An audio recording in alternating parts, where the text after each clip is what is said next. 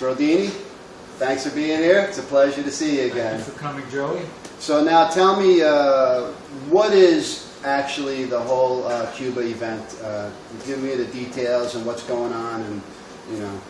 I believe this is the 15th or 16th year of an event called Festiva Cuba. Festiva? Festiva. Festiva? Cuba. Cuba. And it's the National Circus of Cuba puts on this event. It's an annual festival that is both for performing and competing. And they invite circus athletes and performers from all around the world to participate in a week-long festival. Wow. And there's different categories. There's the acrobats, the aerialists, the jugglers, the high-risk acts, the extreme acts, and we've been put in a category called, I think, extreme artists. Nice. And it's us, two acts that do what's called a German wheel, which is a huge ring that they stand in and they oh, right. a circle around the yeah, ring, yeah. and an extreme hula hoop artist. And what's extreme hula hoop? I don't know, but Hula any hoop's on circus fire, artist that's doing hula hoop is pretty extreme. Right, yeah. We will compete with these other people in our category for, I guess, a gold medal or whatever it is that gets first place. Wow. And be performing every day. I was told by someone that ever since Fidel Castro has had his reign in Cuba, that Fidel Castro has been in charge of Cuba as their dictator or whatever you call him, there has been no knife throwing whatsoever. So this is rather historic that the circus is now going to see the first knife throwing act in probably 50 years. Wow. Nah, that's nice, really. Wow. They actually had a ban on knife throwing or any type of implements of destruction. The person that said that to me, that was his impression. What about sword swallowing? Were people allowed to do that? Or I don't know. Wow. Oh, this is going to be great. So. And speaking of sword swallowing, Lynn and I are taking it one step up. Lynn is your target girl, Lynn right? Reed. She's going to be swallowing a sword, and I'm going to do a set of 10 knives in 5 seconds around her. Nice. Oh my God. Oh my God. So that'll raise a few eyebrows. Oh man, Lynn surprises me every time. She's an evolutionary too, just like you, man. You know? That's going to be so. Just don't call us revolutionary while we're down there. No, evolutionary. Yes, very good. You know, you want to be the revolutionary evolutionary. That's something else. But so, who actually is sponsoring? This is Cuba state sponsored. You say this is their 16th festival, but this is the first time Americans are going to be in, or what? Americans might have been in before in other categories. I don't know. Maybe they were there belonging to another circus, but still they were Americans. I don't know. So, but who sponsors it? It's the National Circus of Cuba. Wow, man! Wow. And now, how big as far as crowd and participants? Thousands. Thousands, really? It's a big deal. And where exactly is it going to be? Havana. Oh my God! Oh, that is unbelievable, man. We'll all be smoking cohibas. Right. Hey, just make sure they're not using Dominican seeds. That's what all the Cuban cigars around here. They say Cuban cigar, but yeah, they're Cuban style, but Dominican seeds. You know. So, all right. So now you're going to be like. How long is it? Do you have to prepare? Is it a contest style act, or how long is your event going to be? And like, I don't know. You're going to find out when you get there. Yeah, I'm planning on putting together an 8-minute routine. About. So okay, so now you're traveling to Cuba, and you have a trunk full, maybe more than a trunk full of knives and weapons. You know, and what's the situation with that? Are you smuggling that in there? I'll let you know. You know, are they going to make a whole series of TGT knives and for you to have? Because I know that's always a hassle with international travelers when they have, whether it's domestic animals or livestock or certain props. they can't bring them to the country, then you have It's to always wing an it. issue, and I take stage blanks with me for my flaming fire and knife. And that's a big deal to travel with that. It's a big deal to travel with knives because they look at them like weapons. And I always declare on the customs form that I'm bringing weapons into the country. Wow. Even though we don't look at them as weapons, they're circus props for Yeah, us. right, I declare it on the customs form. right. I let them ask me, what do you mean weapon? Well, it's a circus knife, but I just want to be sure that you understand I don't get seen with this by accident Yeah. and say, why didn't you declare it? Right. So I declared Right. first as a weapon Exactly. and then took my way out of it instead Yeah. of trying to talk my way out of trouble. Right, right. Well, that's a good way to do it. Do they usually do they detain you for a little extra time here and there, or More what's than that once. like, man? Yeah, more So- than once. So not only do you have to deal with the regular enjoyment of waiting in the airport lines and TSA and all that, but you get the extra bonus of being hauled into another room and where they give you Yes. third degree. I usually get hauled in a special room Yeah. at JFK Oh my God. after the X-ray sees the knives and the bullets. Wow. Then, when I get to where I'm going, I'll often find the TSA certificate that they opened my luggage, or if they didn't pull me into the room, I find it. Wow. And then when I get there, there's the third degree on the other end. Really? In Hong Kong once, they put a transmitter device in the luggage. Wow. And when I crossed a certain path in the airport, a bunch of alarms went off. God. And people came No. at me. And Well, what how are did you they do? supposed to know where you can go Well, in that? they opened Really? up the luggage and they took out the Oh, device and they wow. said, let's have It's like a a talk." setup in a way. Yes. Oh my God! Oh, I couldn't imagine that, man. So now, how does that affect your flight time? I mean, when they delay you, they're not saying, "Well, gee, I know you got to be on the plane in a half hour, so we'll just make this quick." Well, once it was a big deal. Really, Lynn and I were doing a show in Minneapolis, Minnesota, of all places. and TSA withheld the luggage to look at it a little more carefully. Didn't make the flight. Nobody in the airline and nobody from TSA informed us that that flight was taking off without my luggage. Wow. So we got there. I'm waiting for my luggage to come out. It didn't come out. Mm. Well, we finally, started asking a lot of questions, and we said, "Oh, that luggage, that's still back in New York. Oh, You can, it'll be on the same flight tomorrow." wow. Well, that's fine, but I got a show in 3 hours. Right. Right. How are we going to deal with that? Right. Yeah. So what happened? We rented a car and we drove about an hour and a half out of the city to some knife shop. In Minnesota. Yep. We Minneapolis. found a guy that sold small throwing knives. So I bought up what he had. And we ran back to the venue and did the show. You told them, "Hey, this is my situation." I bet it was more than helpful. They're pretty Yeah, nice he's people very over there. Wow, wow, man.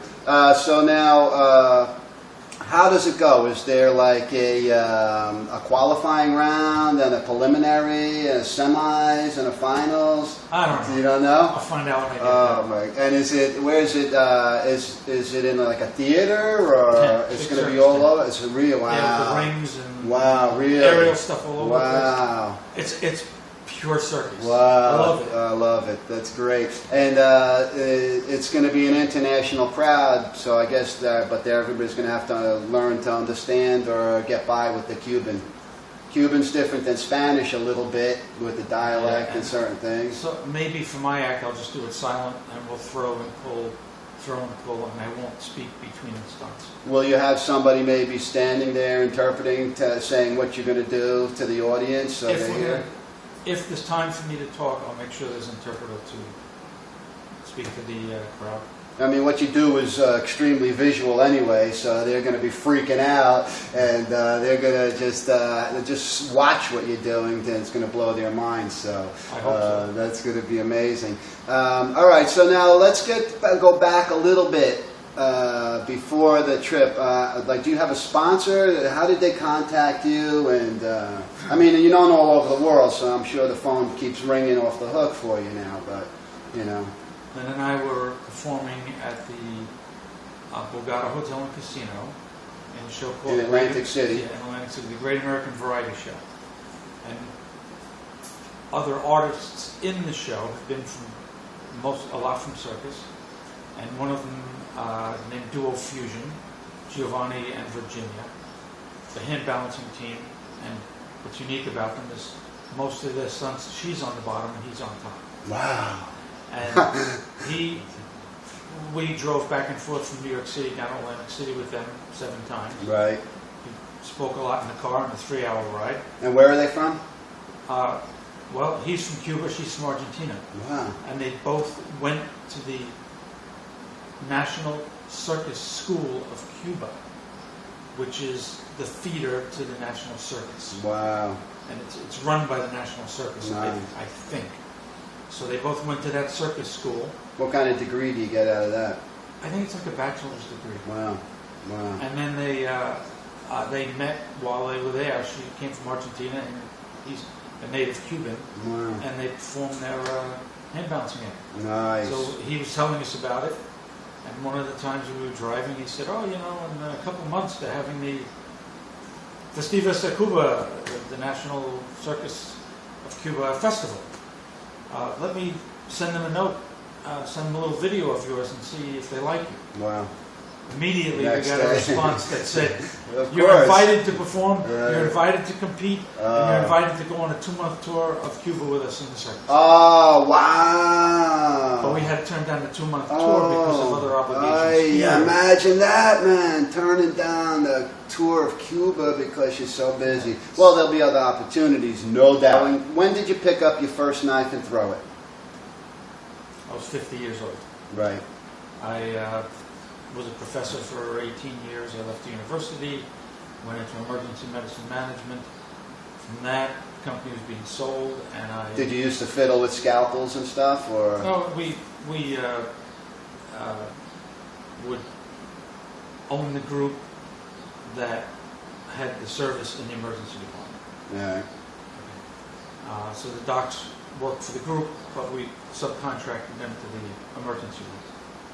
And then, so that was being sold. I was out of work. I did the next logical thing. You were depressed. You were going to cut your throat. And, wait. You did what? I opened a pool. Oh, okay. So yeah, that's all right. It sounds like a kind of midlife turn there and do what you want. And so then, and where was that? The pool hall. In Bayshore, Long Island, called Doc's Billiard Emporium. And right away, once I opened it, when the customers had just gotten a small 12-inch throwing knife from his son-in-law or the internet or something, and he didn't know how to throw it, and I certainly never even saw one before. And we stepped outside and threw it against the tree, and I stuck it, and I said, I could do that. Really? And that was it. Changed On my your life. first throw, did you stick it? Wow, you hit the tree. First of all, that's a good feat to do it, to hit the tree, and then to actually stick it. And so from there, just boom, that was it. Yep. Wow. And so now, you throw it in, you come home, you're thinking about it, and you're like, wow, I got to get some knives. What did you start right off the bat? I got more just like that. Did you ask him? Was it a kid or a guy, or you said, "We got this"? Yeah. Are these common to find? Because I don't, I never heard of them. You can get anything on the internet. Right. So that was my first throwing knife, small ones, and then as I was in competition for 5 years, and I started. Wait, just at targets, not targets, at yes, the target bullseyes. girls, bullseyes. So there's like, instead of darts, they also have knives. throwing Oh, I guess they have axes and all that stuff too, right? So you got into the knife. Where was that? That competition was in Vegas. Wow, World really? Championship. Your World first Championship. competition, you went the World Championships. Yeah. And that was from 5 years after you picked up your first knife? No, 9 months. Oh, 9 months? Yeah, I placed in that. That was easy for me. It was an Wow, actual man. skill. So what do they do? They put a bullseye how far away, and what's Anywhere the from parameters of that? 8 to 25 feet. Wow, really? And you have different spins, Really? and you're scored by how many you get in the 3-inch ring, the 8-inch ring, or the 16-inch ring.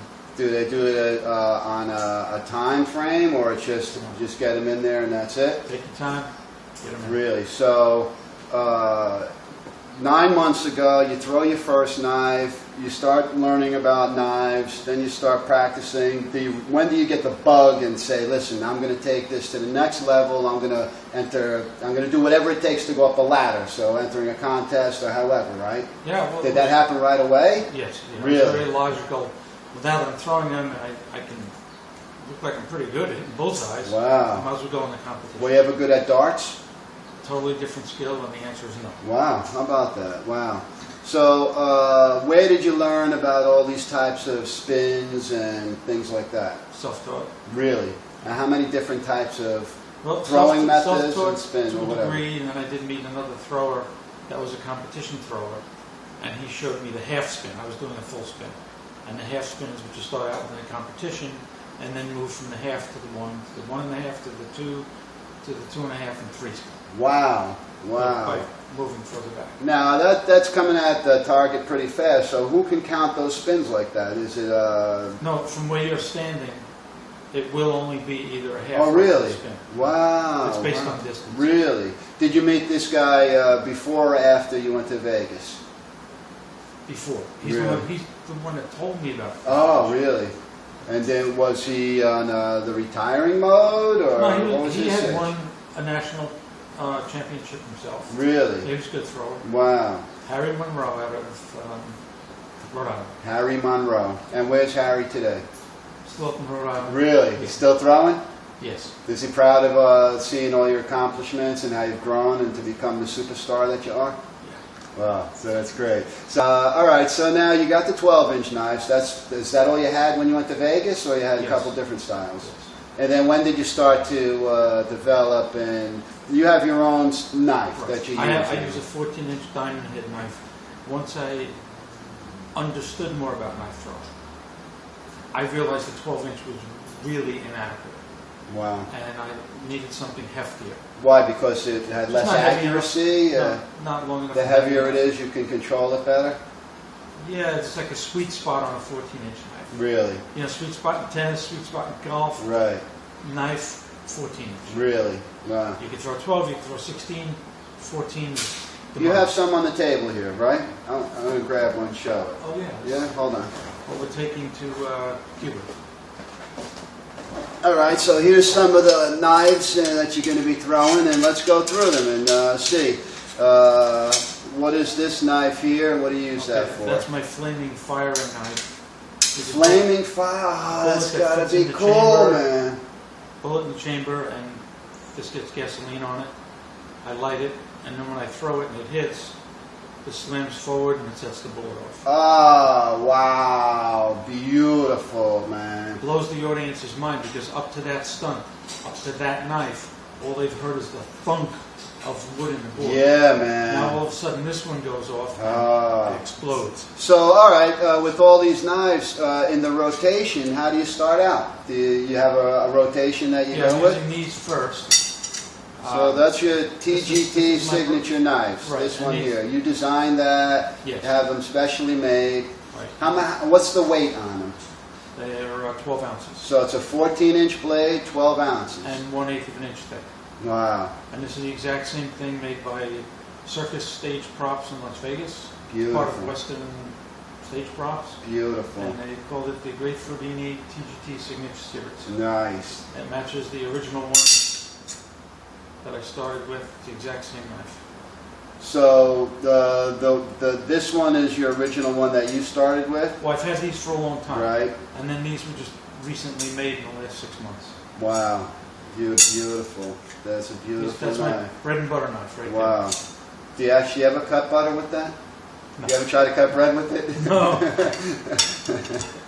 All right, so you got those, and this is pretty much, it looks like it's got a longer handle, or is it just Yeah, some type of a perception that This I'm is seeing? about 18 inches. And Wow. it's when I do this stunt called tomahawks, axes, and machetes, I throw triple-headed axes, tomahawks, long knives, and 2-foot machetes. Wow, wow. And this also, this one in particular, this has some tape. This is one, I'm doing a blindfold stunt, and she's at the board, and she smacks the board with a knife, and I throw it to the sound, This is the knife that she bangs the board with. So why is the tape on there so it doesn't bang up the edge? No, this would have had a pin in it, and she uses it to break the balloons when the audience volunteer comes on stage. Right, So it's cool. a dual-purpose knife. So now, what do you do to execute that balloon pop now? You come up with a new method, or? No, we use a pin. Oh, still? As Oh. I said, the pin broke out of it. Oh, okay. Might even be somewhere under the tape. Yeah, I don't know. nice. And what is this knife here? When I bring an audience volunteer on stage, I get to the point after I've done some accuracy throwing to cut a straw and speed throwing. I throw 10 knives in 5 seconds around my assistant. Then I say, well, you've seen me throw accurately, you've seen me throw fast. That brings me to the audience participation part of the program. And I hold this up. Yeah. And then Lynn goes down and finds a volunteer. And as he comes on stage, I throw this. And when it sticks, I say, I'd like you to stand right there. Yeah. And he walks over to the board. Nice, nice. Beautiful. Is it always a guy you bring up? A balloon between his legs and it gets a bigger laugh. Oh, yeah. Better than if it were a balloon. Nice. All right, and then the machete. In the tomahawks, axes, and machete stunt, I throw 2 tomahawks, 2 axes, 2 big knives, 2 bigger knives. That's 8, and then she's holding 2 of these over her head, and she drops it down and throws it in the air, and I catch it. Wow. And then I walk back and I swish them together. Wow. And I say, and 2-foot machetes. Wow. And I turn and I throw one, backs up, and I throw another one right in front of me. It's And amazing. that's a 2-foot machete. Wow. So you're going to get to Cuba, and you don't know if they're going to tell you 5 minutes or 20 minutes. Correct. But But you're circus prepared. acts are pretty fast. Right. Yeah. They're not in the 20-minute range. They're Right. usually fast and furious. Wow, man. So is it going to be a 1 ring or a 3 ring? Is it going to be all different acts competing all around? Or? Find out when I Wow, boy, man. I've seen images of the tent, and it looks like there's a big point here and a big point there. And a big Really? point there. So it's a big Wow. tent. Wow. And is that going to be, I'm sure it's going to be attended by the top officials and everybody like that, right? I would think so. Raul Castro. Well, if he's there, I'll have him sign my knife. Hey, right. All right. So now let's go back to something that I might have missed here.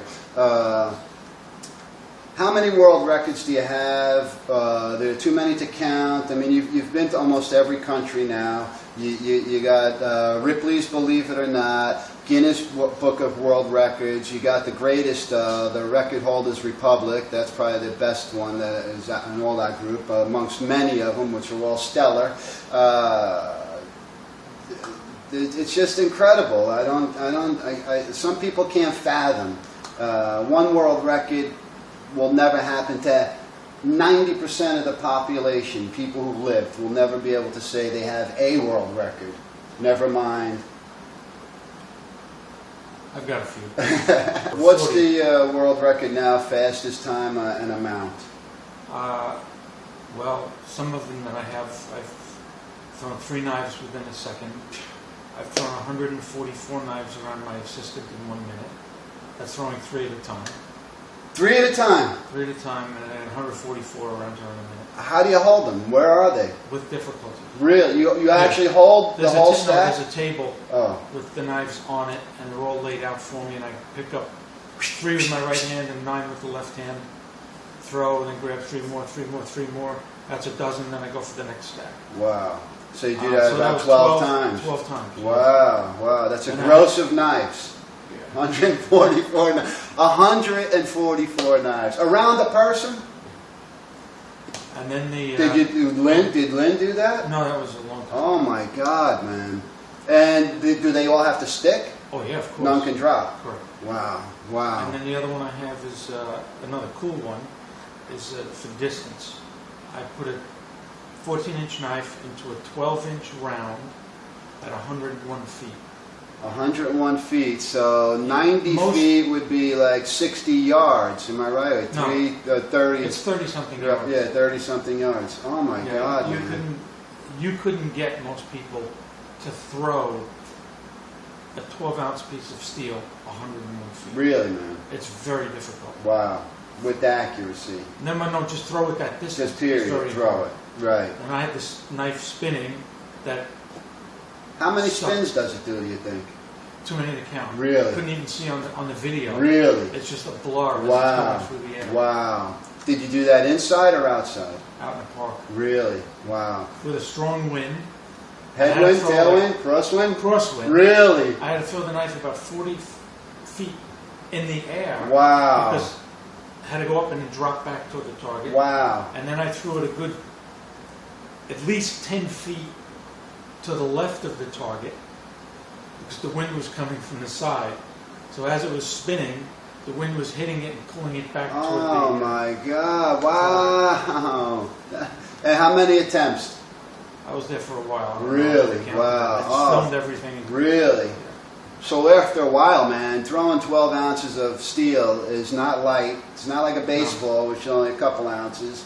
You know. The bigger toll was on my calf than it was on my arm. Really? Because I had a line that was measured 101 feet from the target, and I was a few steps behind the line. So I ran to the line Oh, so and that's threw it stomping to on get the... this body weight into it. Wow, man! And when I planted my foot, and the torque from my foot through the ankle up into the calf, I tore part of the calf muscle off the tendon. It was that much force that I had to put into this. Wow, man. And like a pitcher uses their back leg, all the stress on you was your landing leg. Yeah. Wow. Same. And did that happen right off the bat? And then you did it through the pain? Yeah. Wow. Yeah, Oh my I wasn't God. going to give up. Wow. Wow. So was that part of an event, or you just No, set that up to just- make it happen? Yeah. Really? The record that I saw before that was just around 60-something feet. Wow. And I decided I would You not went do 10 yards like, further. Why do 62 feet if somebody Exactly had 60? right. So I basically added 50% onto what he had, so I crossed Wow. 100, and then did another foot, 101 feet, and went for that. Nice, nice. When you're an evolutionary, you can't sit still. So whatever world record you have today, whatever innovations you're using today, I know that's going to be yesterday's stuff because you keep going forward, and that's not something that's a conscious thing. That's something that comes through your being, and that's what I like about that you keep evolving. So you could have retired from the medicine, and you could have been happy being like a Sam Malone in his own version of Cheers, and have your own little billiard place and a nice little comfortable thing, which is beautiful because it's a nice life. But that's not enough. You can't be happy doing that. You need to always be doing something else and growing. And I don't think I'm wrong with that, am I? No. Right. So whether it's cooking, creating recipes, or creating an act, you're thinking, you're conscious of what you're doing. You're a minister. How many weddings have you done? Hundreds of them, right? 1,000. Thousands of weddings. So nobody can actually pigeonhole you and say you're one thing. Danger is all part of it. Creating an illusion of even more danger is the theatrical part of it. But what about the actual, real life? Oh shit, I slipped. Oh God, please, how many times did that happen where you threw it and you thought, oh my God, did you flinch your own self? Has that happened? Have you ever hit anybody or any? You didn't start out perfect. Yeah, well, there have been what we call incidents Yeah. where I've scraped a girl. Okay, scraping's not bad. Never stabbed anyone where I had to pull a knife out. But I do throw close and I do throw fast. Right. And sometimes that little margin of error when you're throwing that close and fast is really reduced. So you might get a scrape. What about with the straw or something? You ever clip a Sometimes. nose or anything? No, but if the straw doesn't, if the knife is a little high and I didn't get the straw, I'll tell her immediately, don't move. Right. And the next one comes in even closer between the first knife and her nose. Wow. So she knows to stay very still. And then I'll catch the straw that way. Wow. Once when I was doing a veiled wheel, Explain the veiled wheel. I get the girl on the wheel of death, Right. and I cover it with a sheet of paper. Right. So you cannot see her. And I did this stunt. It was actually at the SAM assembly of, at the time, the president of SAM, Vinnie Grasso, The Society of American Magicians. Yes, up in Albany. Right. And he asked me to do a Christmas event or a holiday event at his assembly, his own assembly. And I did the veiled wheel there. And as I'm doing it, I just realized, my gosh, the timing is off. And I let a knife go, and I just wasn't sure where that knife went. And I finished the stunt. I kept going until my hand was empty. All the knives were gone. And when I pulled away the paper, I saw that that knife was literally an inch away from her leg. Wow. And it should have been this far away. Right. Not this far. Wow. Wow. Because I don't see what's going on behind that paper. So that was a bit of a scary moment. So I remember she's on the nodding wheel up. now. Let's get an image of this. It's a wheel, and I don't want to say spread eagle or whatever, but she's out with her arms out and her legs out. Head to toe, and her arms are at her side. Just I thought she So was she's in a 6 like. foot. Yeah, she's covering the 6 foot middle. Oh, okay. Oh, I thought she had the arms up and the No. legs out, and you were No, throwing in between those. No. Oh. I have the throw on each side of her as it's spinning. Oh, I throw okay. it just about 1.1 to 1 second per turn. Is there any indication of a silhouette or anything Can't that see can it. guide you? No, can't see it. How fast, how many spins does that wheel go? And It's almost a second per turn, and I'm throwing 2 knives per revolution. Really? So they're just a little, about a half second apart, or a little slower than that, maybe 0.55 seconds per knife on each side as that thing is spinning. It's Wow. a really difficult stunt. But that's just one person. I've done it with 2. 2 people.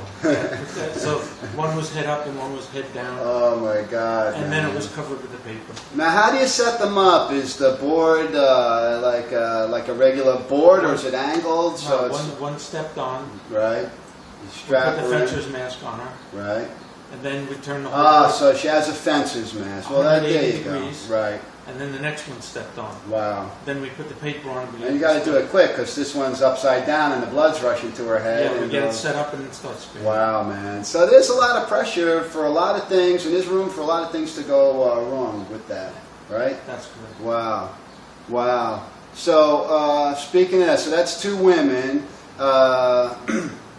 You do the contest in Vegas, and now you're it. You won. You became world champion, I did. right? Subsequently, I won another. So now you say you're going to take the act to the next level? And is that when you decided to get a person to throw at, or when did that happen? I was throwing for 5 years Right. in competition, and Time Out New York did an article about me. And Chris McDaniel, a trick roper, bullwhip artist, who's a world Fantastic. champion. Yep, great. in One trick of the roping best you and ever bullwhip, saw, right? was performing at Monday Night Magic, Yeah. and he asked me to meet him. He wanted me to teach him knife throwing to add to his Wild West show. Hmm. And I showed him some stuff, and he goes, "Well, I'll be at Monday Night Magic this week. Why don't you come to the show?" And then he asked, "Are you interested in doing the impalement darts? Do you throw around someone versus throwing a bullseye?" I said, "It really wasn't interesting." I went to the That's show. what it's called, impalement Yeah, arts. impalement darts. I went with him. I saw the show, and I was hooked immediately. I said, "That's it. Enough of the bullseye busting." Was he throwing knives No. on that show? No, He just trick- did his Wild West Yeah, trick rope and trick stuff. roping, bullwhip, and Right, singing. yeah. And I was convinced that that's what I was going to do. He gave me a tape of some old-time knife throwers. But wait, I mean, he wasn't even doing any. What about that? What sparked that? What made you think by seeing him? When I was it saw the him Wild performing. West motif? Or? No, when I saw him performing, Really? that was it. That's what I wanted to do. Wow. So did you have the tuxedo at that time? No, I just had Wild West clothes. Really? From being a competition performer. Oh, so you were dressing in Wild West? Most Really? of the performances back then were in venues of Wild West shows. Oh, how about that, I kind of boy? moved away from that. I needed a Oh, persona. I didn't want to be like the other impalement artists who looked like Wild West performers. And I figured my motif, my background, who I am, yeah.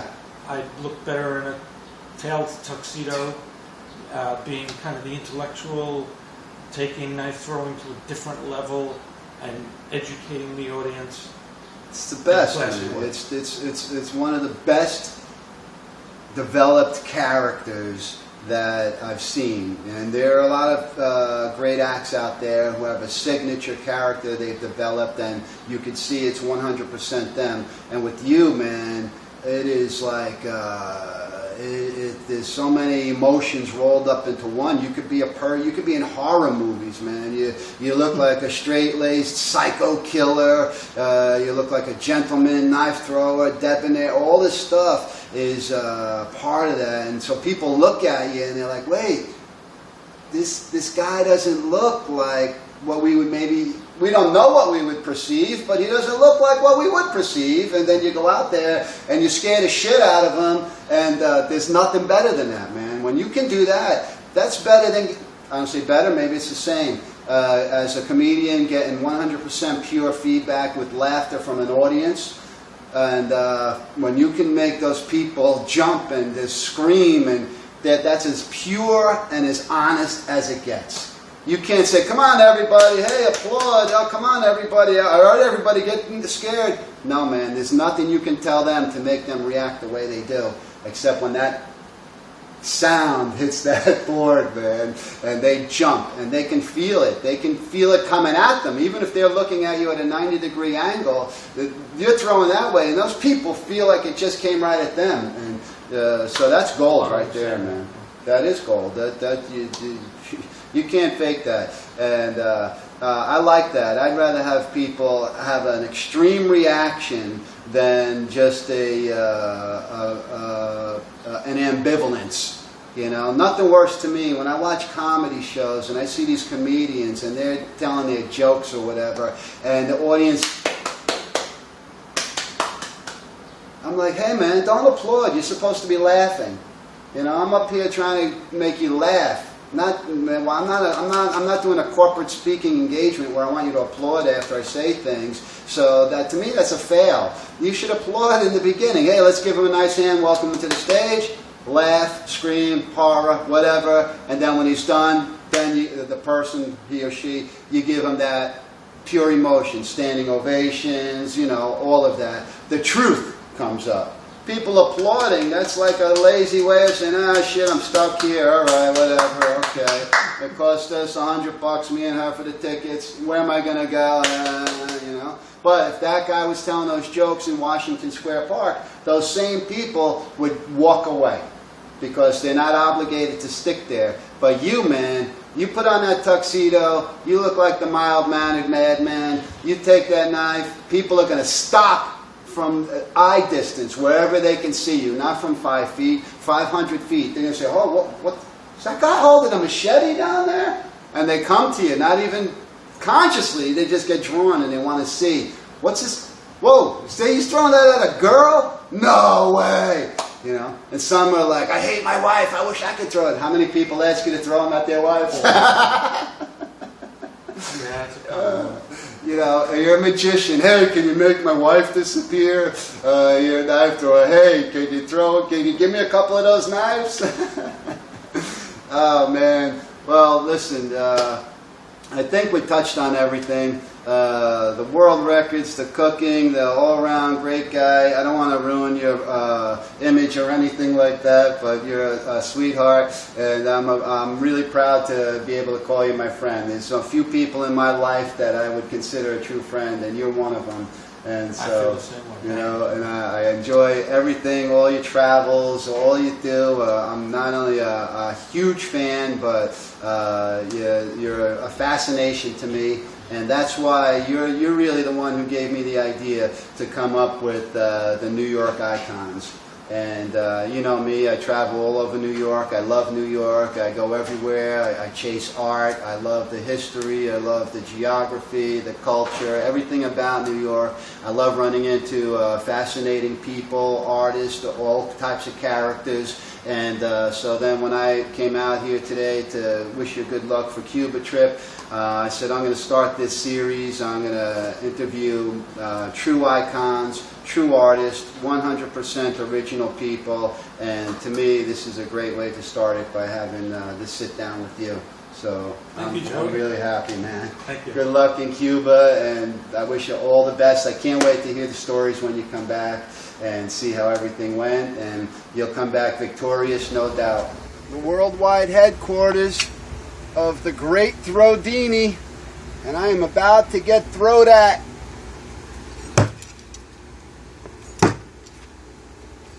Yeah. Oh yeah. Woo! Woo, baby! Oh! Oh my God! Look at that, man! That is an experience. Thank you. Thank you, man. The Great Throwdini, the world's greatest knife thrower, right here, live. Thank you so much, man. Excellent.